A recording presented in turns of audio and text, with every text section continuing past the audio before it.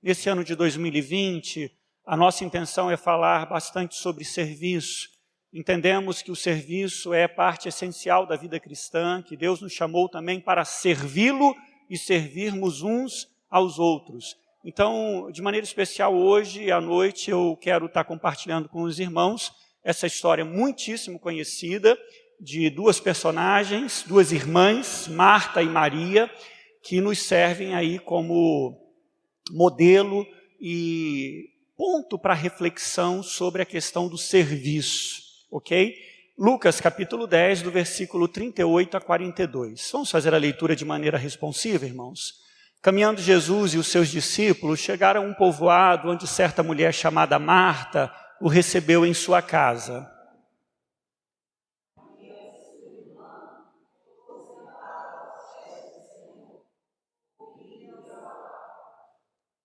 Marta, porém, estava ocupada com muito serviço e, aproximando-se dele, perguntou: Senhor, não te importas que minha irmã tenha me deixado sozinha com o serviço? Dize-lhe que me ajude.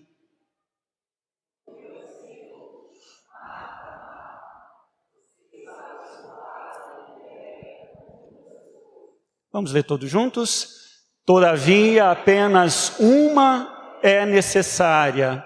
Maria escolheu a boa parte e esta não lhe será tirada. Amém. Vamos orar, queridos? Pai, em nome de Jesus, pedimos a Tua bênção, a Tua graça para esse momento de reflexão, para esse momento, Deus, de transmissão da Tua palavra.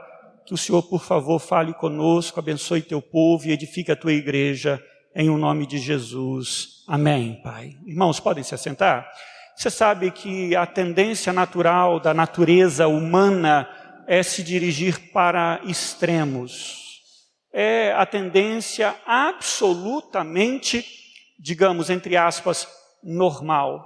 A moderação, o equilíbrio, que todos nós tanto dizemos, tanto falamos, é difícil de ser alcançada. Muitas vezes acreditamos que nós somos equilibrados e moderados, quando, na realidade, muitas vezes podemos estar em algum extremo. Olhando para a história da fé, a história religiosa, isso é tão certo quanto 2 mais 2 são 4. Só para os irmãos terem uma ideia e falar do nosso meio, o meio reformado, o meio protestante. Logo depois da reforma protestante, houve toda uma geração de crentes que entendeu que a fé era ter a definição correta da doutrina. A verdadeira fé era saber definir exatamente a palavra de Deus do ponto de vista doutrinário. Se você não soubesse doutrina, se você não tivesse a definição correta da doutrina, você não tinha uma fé verdadeira. Olha que coisa. Isso reverbera até nossos dias. Um extremo. Uma geração depois, veio um outro extremo. Um movimento chamado pietismo. E esse movimento surgiu na Alemanha, cresceu na Alemanha e se espalhou pela Europa Ocidental. O que o pietista e o pietismo falava, ensinava? A religião é uma questão de sentimento piedoso. É uma questão de experiência religiosa. Até hoje, nós vemos reverberar esse tipo de pensamento. No extremo, a fé é razão, a fé é doutrina, a fé é racional. No outro extremo, a fé é sentimento, a fé é experiência, a fé é esse envolvimento. Irmãos, é assim. A tendência, infelizmente, do ser humano é mover-se aos extremos. Por isso, irmãos, uma oração antiga que eu particularmente aprendi, espero que Deus tenha e esteja ouvindo e pela graça dele esteja me respondendo. Uma oração que desde a minha adolescência eu aprendi foi essa: Senhor, não permitas que eu me desvie nem para a esquerda nem para a direita, mas preserva-me nos teus santos e retos caminhos. Essa tem que ser a nossa oração. Volta comigo aqui, irmãos, por gentileza. Fica com a sua Bíblia aberta. Lucas capítulo 10, do versículo 38 até o versículo de número 42. Essa é uma história interessantíssima, uma história belíssima e que não está aqui por acaso. Ela foi colocada exatamente aqui inspirada pelo Espírito Santo, Lucas colocou essa história exatamente aqui com uma razão. Tem um estudioso, eu não falo fluentemente inglês, Leon Morris, que é bastante respeitado no meio acadêmico, já falecido, que ele disse que Lucas, inspirado pelo Espírito Santo, coloca esse texto aqui para que nós, ao lermos o seu relato do capítulo 10, não fôssemos tentados a entender que a salvação é pelas obras. E só vai para o céu quem trabalha muito, quem está avidamente trabalhando para o reino de Deus. E na minha opinião ele tem razão. Veja comigo aqui, por gentileza, deixa a sua Bíblia aberta. Você vai ver que exatamente no texto anterior, Jesus ele conta uma história, uma parábola, a parábola do bom samaritano. Você conhece essa história, já deve ter ouvido essa história 1 milhão de vezes. E a história é muito simples. Jesus é interpelado sobre a questão do amor e quem é o meu próximo, e Jesus conta a história do bom samaritano, que na verdade um judeu, ele é assaltado, batem nele e ele fica ali estirado na estrada. Passa um sacerdote, não faz nada, passa um levita, não faz nada, o samaritano passa e faz alguma coisa. Ele age. Jesus então o coloca como modelo de alguém que ama quando faz alguma coisa, que ama quando age. É interessante isso. Então há essa pergunta, quem é o meu próximo e como eu amo? E Jesus responde, o teu próximo é qualquer um que precisa de você. Esse samaritano, ele é colocado então como modelo de quem age, de quem faz alguma coisa. Retorna um texto para trás. Lucas, o que nós acabamos de falar é Lucas capítulo 10, 25 a 37. Recuando um pouquinho mais, Lucas 10, ainda no capítulo 10, do versículo 1 até o versículo de número 24. É a história dos 70. Apenas Lucas fala sobre esses 70 discípulos que Jesus comissiona. Vem cá. Divide de 2 em 2 e manda às diversas cidades, povoados, aldeias, a fim de pregar o evangelho, ensinar, curar e expulsar demônios. Depois você dá uma olhada aí. Qual é a ênfase aqui, mais uma vez? Serviço. Serviço. Serviço. É interessante. Aí, irmãos, voltando, então, esse texto, segundo, pelo menos, a maioria dos comentaristas, foi colocado aí pelo Espírito Santo, para quê? Para que eu e você não caiamos naquele erro de acreditar que a salvação é por boas obras, é por mérito, é por esforço, porque não é. Pela graça, vocês são salvos. Mediante a fé. Isso não vem de vocês, é dom de Deus. Louvado seja o nome do Senhor.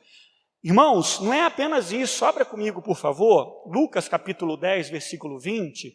Jesus, então, coloca todas as coisas no seu devido lugar.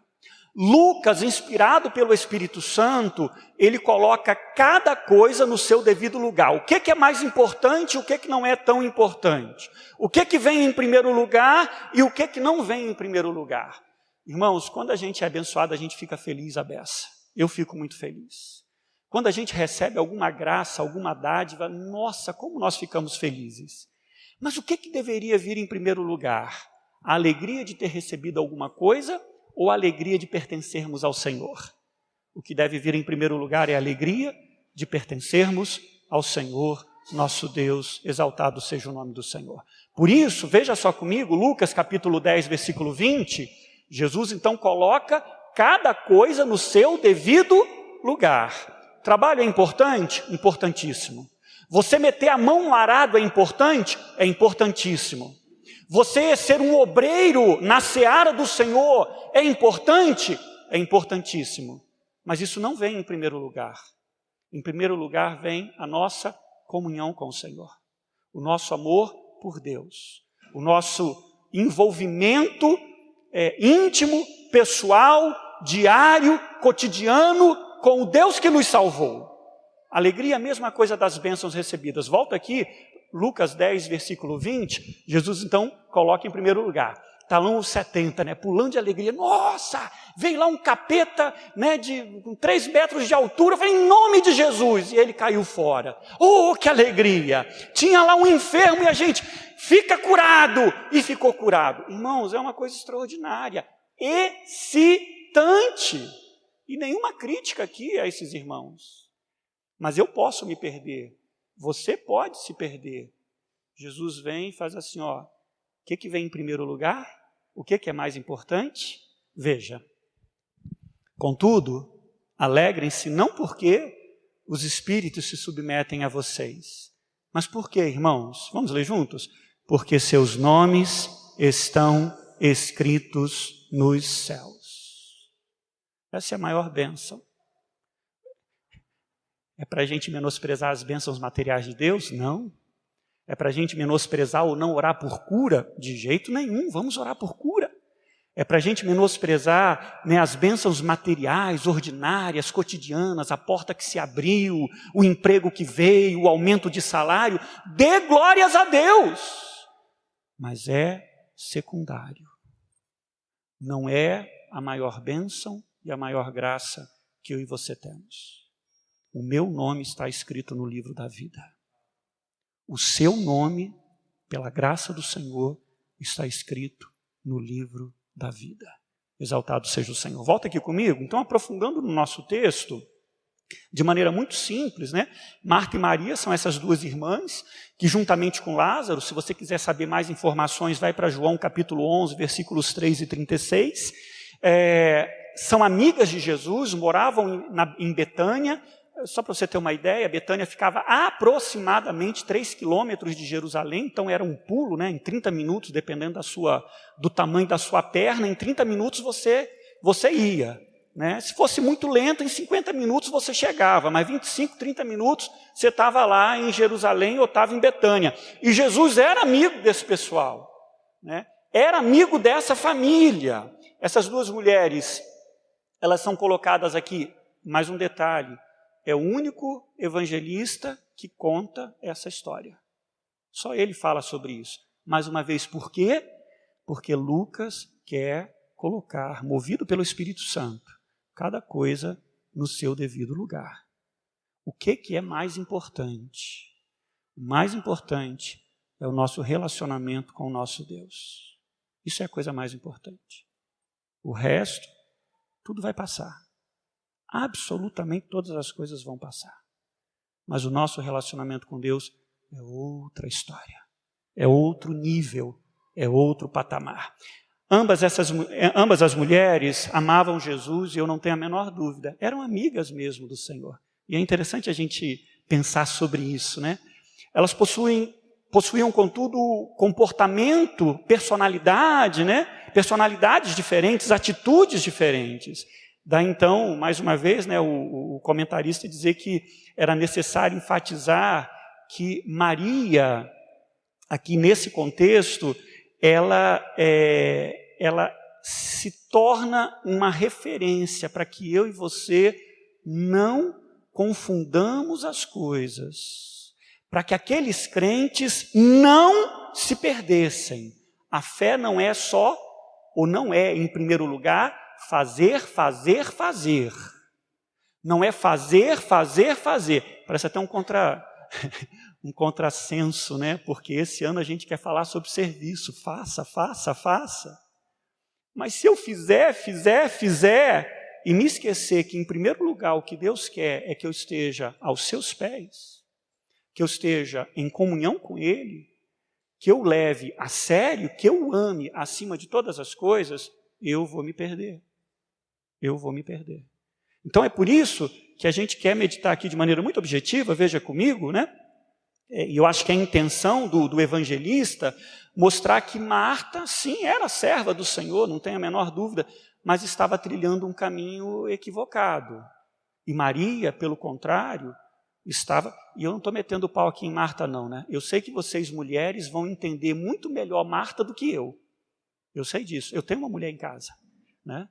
Vai receber alguém, opa, quando, que horas, como é que é, né? Tem que estar tudo perfeito, né? Tem que fazer a coisa da melhor maneira possível. eu sei que vocês vão entendê-la melhor. E eu não estou aqui para meter o pau na Marta, não. Né? Mas para a gente ver que todos nós erramos, todos nós podemos pegar caminhos equivocados. E pegar um caminho errado é muito fácil. Sair do caminho errado é muito difícil. Não é fácil. Mas vamos ver então. Eu queria meditar com você de maneira muito objetiva sobre essas duas mulheres como modelos, né, de dois tipos de serviço. Um serviço errado e um serviço certo. Eu vou começar por Marta. Veja comigo aqui. Marta é um exemplo incompleto de serviço ao Senhor. Queria que ficasse aqui o versículo 40, para a gente meditar um pouquinho. Ela personifica milhares e milhares de pessoas que estão servindo ao Senhor, mas de modo incompleto, equivocado, sem sabedoria, sem discernimento espiritual. E eu já vi bastante. E eu já vi igrejas, em nome de ambição, em nome de querer crescer, né, de uma maneira estrondosa, pegar gente que não está preparada e botar na liderança. E muita gente se queima, muita gente se machuca, muita gente perde o rumo, porque não está preparado, porque não tem sabedoria, porque não tem discernimento espiritual.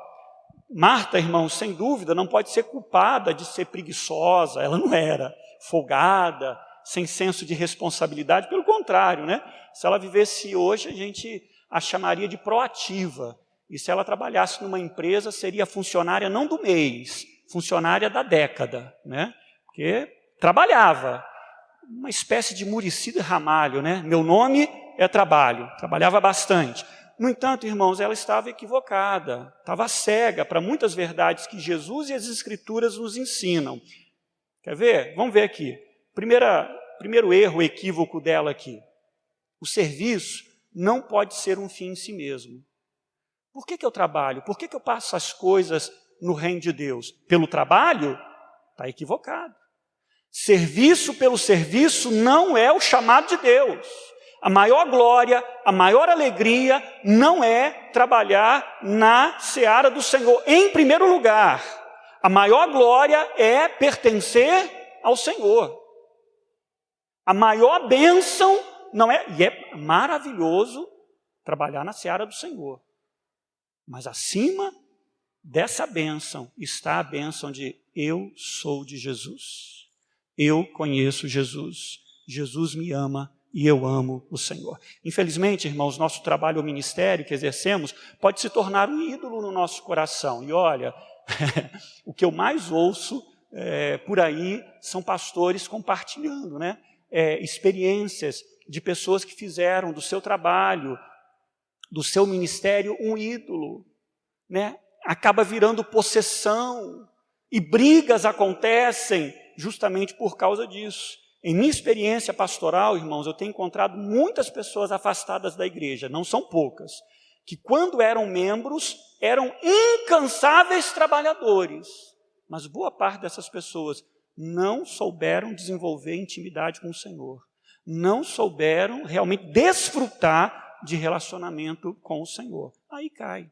Eu recordo de uma história de um pastor batista, né, que visitando lá uma determinada pessoa que é parente minha, falou justamente sobre isso. Assim, olha, ele se envolveu com a obra, mas não se envolveu com o Senhor da obra. Isso é possível.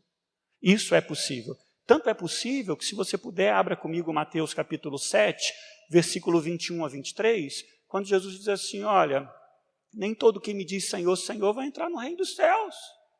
Muitos naquele dia vão dizer, Senhor, porventura não temos nós profetizado em Teu nome não expelimos demônios, em Teu nome não fizemos muitos milagres.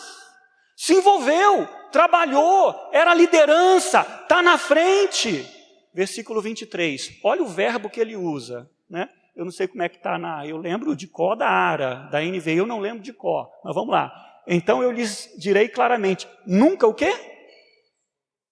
Conhecer. Um detalhezinho aqui. O verbo conhecer, tanto em grego quanto em hebraico, tem íntima ligação com relacionamento. Na Ara, não na NVI, diz que José não conheceu Maria até que ela tivesse dado à luz a Jesus. Ou seja, não teve relação sexual, não teve relacionamento sexual. intimidade. Deus me livre e guarde, não estou aqui ensinando a heresia de que é relacionamento sexual com o Senhor. É intimidade, é conhecer o Senhor, é amar o Senhor, é se envolver com o Senhor, é andar com o Senhor. Eram trabalhadores. Os caras expulsavam demônios, mas não conheciam o Senhor. Irmãos, continuando aqui, Marta, infelizmente, está mais preocupada com o serviço do que conhecer a Jesus, conforme nós falamos, né? Jesus estava ministrando, ela deveria estar ouvindo. Nessa época, Jesus já tinha uma fama extraordinária. Todo mundo queria ouvir o mestre de Nazaré, mas ela não está. Pode ser algo forçado, mas o próprio evangelista Lucas afirma que Marta estava, versículo 40, ocupada com muito serviço. Craig Evans, um comentarista, ele sugere que Marta e Maria, cada uma delas tinha uma função. Isso na exegese dele, na concepção dele, na interpretação dele. Cada uma tinha uma função. Segundo ele acreditava que Maria fez uma coisa que tinha que fazer, fez o trabalho dela, porque é impensável que ela tivesse de braços cruzados, fez uma coisa simples, né? Foi objetiva, foi lá, sentou e usufruiu do momento. Marta, mais uma vez, veja o versículo 40, ela não tinha uma tarefa, ela não tinha um trabalho, ela estava absolutamente ocupada com muito serviço. Não era pouca coisa, né? No reino de Deus, nós temos visto pessoas, irmãos, adeptas da ideia, né? Se eu posso complicar, por que simplificar? Por isso se perdem, se machucam, né? E se esgotam. Há muita gente esgotada, porque não consegue viver uma espiritualidade de maneira simples. Tem que inventar, tem que plantar bananeira para agradar a Deus. A gente complica demais, e a gente deveria viver uma espiritualidade mais simples. Simplesmente obedecer o que o Senhor deseja de mim e de você. Tem muita gente esgotada. Marta estava esgotada, pediu arrego, né? Muitos hoje estão também cansados.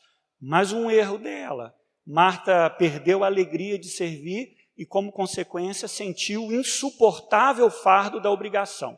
Se eu não tenho alegria, prazer na casa do Senhor, tem algum problema. Tem algum problema. Ponto. Né? E aí a gente procura o problema no outro.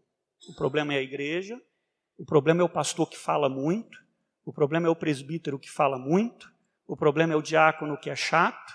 A gente procura no outro, mas na verdade o problema está na gente, está comigo, está com você. E eu falo isso, irmãos, um dos pregadores que eu mais gosto é o reverendo Jeremias. Né? Gosto dele pra caramba. Quando eu era seminarista lá em Belo Horizonte, eu ouvi ele falando isso de púlpito, né? O cara prega pra caramba, o cara é um orador extraordinário, gosto pra caramba. E na igreja, resumindo a história aqui para falar de maneira muito objetiva, ele havia pregado uma mensagem na semana passada, numa semana anterior, e na semana seguinte veio um pastor, um convidado especial, foi e pregou basicamente a mesma coisa que ele pregou. E ele contando a história, ele disse assim, que na hora dos cumprimentos, aí o irmão, que eu acho que, enfim, meio problemático, alguma coisa assim do gênero, virou e falou assim, olha, nós nunca ouvimos uma mensagem como essa.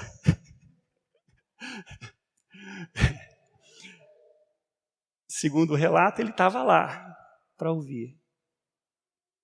Com quem estava o problema? De quem era o problema? Irmãos, quando nós servimos adequadamente o Senhor, da maneira que Ele quer, da maneira que Ele deseja, certamente nós vamos ter alegria e prazer. Não é que você não vai se cansar, se cansa. Não é que você não vai pedir, Senhor, eu preciso de um tempo de refrigério. Você vai pedir isso para Deus. Mas a alegria do Senhor vai estar no nosso coração, em nome de Jesus. Amém, queridos? Também, e por fim aqui sobre Marta, o serviço ao Senhor deve ser realizado junto com outras pessoas. O texto não está falando aqui. E, teoricamente, se o Craig Evans estiver certo, Maria estava ali e ajudou, né? Mas olha comigo aqui que coisa interessante. Jesus, quando manda os seus discípulos, ele manda 70 discípulos e manda de 2 em 2. Particularmente, eu duvido que Maria não tivesse a presença de outras mulheres ali para ajudá-la. Mas ela vai reclamar com Jesus. Ela vai reclamar com Jesus. Se você abrir em Lucas capítulo 8, versículo 1 a 3, Lucas é o único evangelista que fala claramente que quem acompanhava Jesus não era só homens. Homens e mulheres acompanhavam Jesus. Isso foi uma revolução, porque rabino nenhum que se prestasse permitia que mulher fosse discípula. E Jesus tinha discípulas. Jesus quebra um paradigma extraordinário, porque rabino que se presta não tem mulher como discípula. Mas Jesus tinha mulher como discípulas, e não eram poucas. Depois você veja Lucas capítulo 8, versículo 1 a 3. E ela não solicita a ajuda dessas mulheres. É interessante, então, a gente observar isso aí, irmãos. Deus sempre vai providenciar outras pessoas. A gente nunca pode andar sozinho. O pastor Orbélio sabe muito bem disso. Tem ouvido, a gente ouve muito isso no seminário, né? Não podemos andar sozinhos. Você não precisa confiar em todo mundo, nem deve confiar em todo mundo. Mas aqui nessa igreja tem pessoas que você pode se valer. Esquece a minha pessoa, irmãos.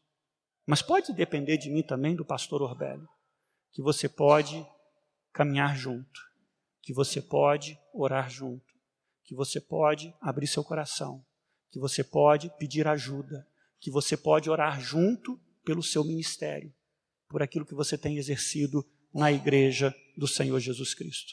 Jesus falou que na seara, quando tiverem poucos trabalhadores, sabe o que a gente faz? A gente não faz tudo sozinho, não. A gente não trabalha dobrado, não. A gente ora e diz assim: Senhor, manda mais obreiros para a tua seara. Manda mais obreiros. Talvez, irmãos, eu, Reginaldo, e você também, a gente precise orar mais pedindo: Deus, manda mais trabalhadores para essa igreja, em o nome de Jesus. Amém, queridos? Marta, então, é esse exemplo. Era a serva do Senhor? Era a serva do Senhor. Mas estava equivocada, estava errada, estava servindo de maneira errada. Por essas razões que nós falamos. Vamos falar de Maria, versículo 39, projeta aqui para a gente. Maria tem sido interpretada e foi interpretada pelo movimento monástico como o grande ideal de fé, né? Por quê? Porque ela dá a entender, né, na interpretação equivocada, ela e Deus, ela e Jesus, né? Os monges então passaram a acreditar que o verdadeiro serviço a Deus se dá apenas nessa relação, eu e o Senhor. Isso é coisa do passado. E hoje, o movimento neopentecostal, qualquer igreja neopentecostal, pra você ter uma ideia, não existe hall de membros nas grandes igrejas neopentecostais. Não existe. Não existe transferência de membros. Não existe recepção. Não tem. Não tem. Eu tenho uma massa de dezenas, centenas, em alguns casos milhares de pessoas, mas ninguém conhece ninguém. Ninguém se relaciona com ninguém. A minha relação sou eu e Deus. Meu bem-estar ou os meus problemas são meus, de mais ninguém. Essa é a mentalidade que não está só no movimento neopentecostal. É uma mentalidade de classe média, é uma mentalidade hoje, né, moderna. Todo mundo é individualista. Ninguém tem nada a ver com a minha vida, o problema é meu. Só que, irmãos, o movimento neopentecostal, o movimento monástico, que hoje é diferente, estão errados. O todo da Bíblia vai contra esse ensinamento. Com o tempo, o próprio monasticismo corrigiu essa compreensão e entendeu que não pode se isolar, que nós não podemos nos isolar. Cristianismo não é uma fé solitária, que se processa tão somente em minha vida privada, nessa relação vertical, eu e Deus. Não é. Maria não nos ensina o isolamento. Maria de Betânia. O culto ou a religiosidade meramente vertical, sem compromisso com a igreja, com o meu irmão, com aqueles que estão ao meu lado. O verdadeiro cristianismo não é solitário, é sempre solidário. Não existe igreja plena, completa, só eu. A igreja plena, completa, é a comunidade dos salvos. É a comunidade dos filhos de Deus, das filhas do Senhor. E essa é uma tentação, irmãos. Não é uma tentação do meio neopentecostal, é uma tentação nossa, das igrejas históricas. Eu tenho amigo assembleiano, pastor batista, de diversas. É tudo a mesma coisa, é o cristianismo eu e acabou. Maria não está ensinando isso. O que Maria está ensinando? Vamos ver de maneira muito objetiva? Primeiro, Maria nos ensina que há momentos na nossa vida e espiritualidade que nós temos que estar literalmente aos pés do Senhor. Há momentos, irmãos, que a gente não pode deixar a oportunidade passar. Que a gente tem que sentar, tem que se aquietar. Mesmo que você não esteja entendendo nada, mesmo que você esteja sofrendo, você precisa se assentar, eu preciso me assentar aos pés do Senhor. Só que a gente vive naquela comunidade, naquela geração que as soluções têm que ser instantâneas. E na nossa relação com Deus, muitos dos nossos problemas não serão solucionados instantaneamente. Maria, ela se assenta, ela está recebendo, ela está sendo nutrida. Há um comentarista que acha que Maria, ela encarna, isso é só um posicionamento, né? Ela encarna o ideal de Mateus capítulo 4, quando diz assim, nem só de pão viverá o homem, mas de toda palavra que procede da boca do Senhor. Me alimentar espiritualmente. Eu preciso da palavra, eu preciso do consolo, eu preciso do conforto, eu preciso, Senhor, que o Senhor esteja aqui comigo, me fortalecendo.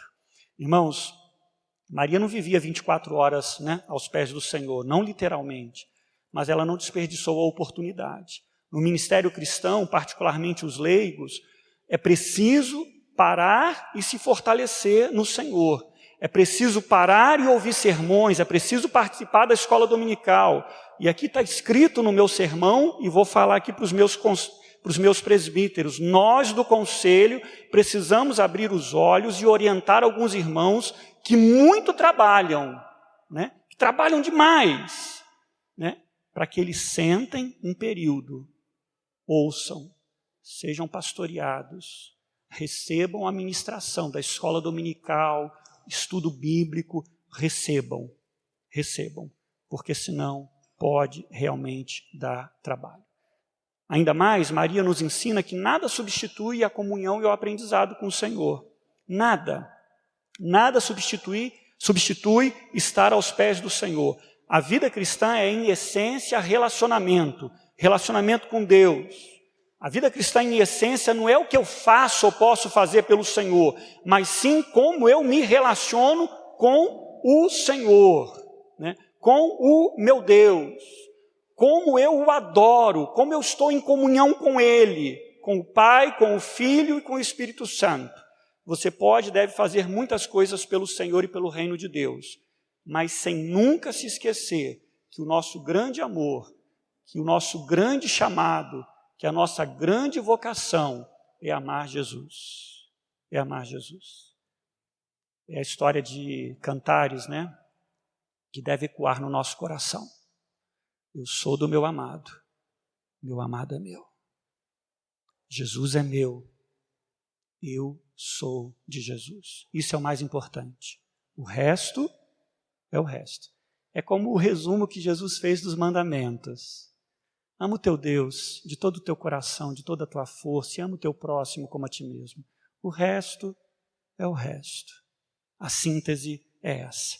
Maria também nos ensina a distinguir, irmãos, entre o que é importante e o que é prioritário. É importante servir? Claro que é importante, é fundamental. É importantíssimo, mas o que é prioritário? Estarmos aos pés do Senhor. Estarmos aos pés do Senhor. É prioritário usufruir, cultivar, desenvolver a comunhão com o Senhor nosso Deus.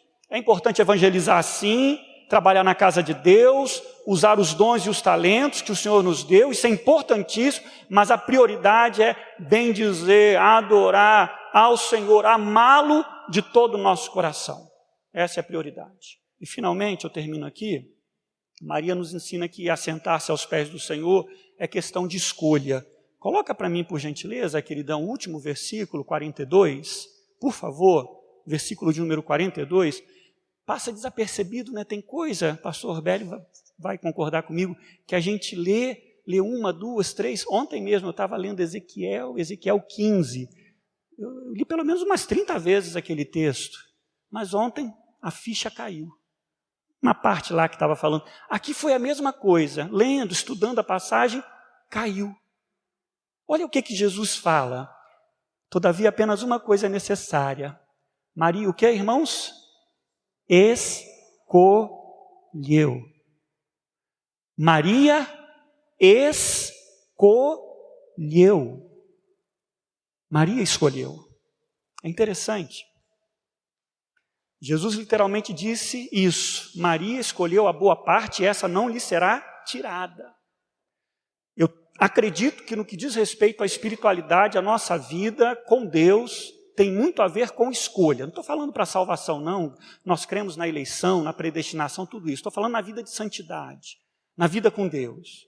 Ler a Bíblia diariamente é questão de escolha.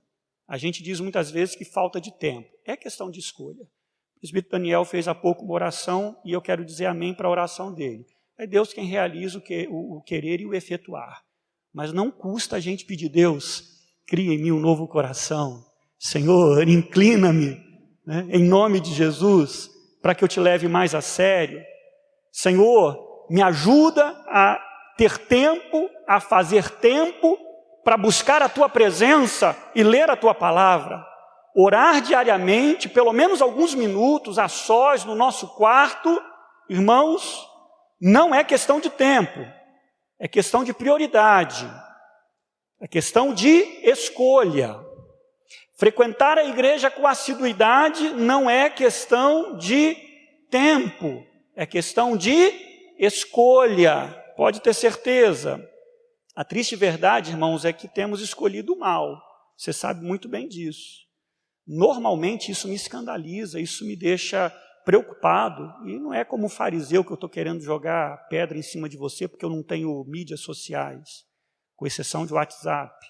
Mas a quantidade de tempo que o povo está gastando com essa porcaria, que não acrescenta nada, que não edifica, que não transforma. Mas aí a gente tem tempo. Escolha. Maria escolheu. Ela escolheu. Que Jesus tenha misericórdia de nós e que o Santo Espírito nos transforme para que a gente escolha as coisas de Deus, para que a gente escolha sentar aos pés do Senhor, para que a gente escolha curvarmos-nos diante do Senhor. Termino aqui, irmãos, concluindo da seguinte forma: precisamos sim e devemos sim servir ao Senhor.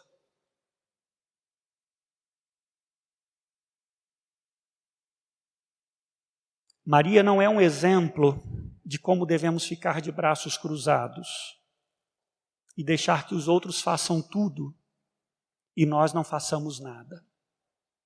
Ela é exemplo de devoção e piedade. Ela é exemplo de uma mulher que realmente amava o Senhor e escolheu estar aos pés do Senhor. Marta não pode servir de desculpa, como muita gente tem usado e usou o exemplo de Marta para cair em comodismo, para se tornar uma pessoa alienada, de braços cruzados na igreja do Senhor. Há muita coisa para ser feita neste mundo para a glória de Deus. Mas nós não podemos fazer de maneira errada. Precisamos fazer de maneira certa. Eu comecei falando esse sermão sobre como é difícil, né, a gente encontrar o equilíbrio, encontrar a moderação, ter sabedoria e discernimento. Eu não consigo de mim mesmo, mas eu sei de alguém que consegue. Jesus Cristo. A minha oração é que o Senhor nos dê sabedoria, equilíbrio, moderação, sensatez, que como aquela oração antiga, Ele não permita que nós nos desviemos nem para a esquerda, nem para a direita, mas que sigamos retos até a gente chegar àquele glorioso dia no qual veremos o nosso Senhor face a face. Amém, queridos?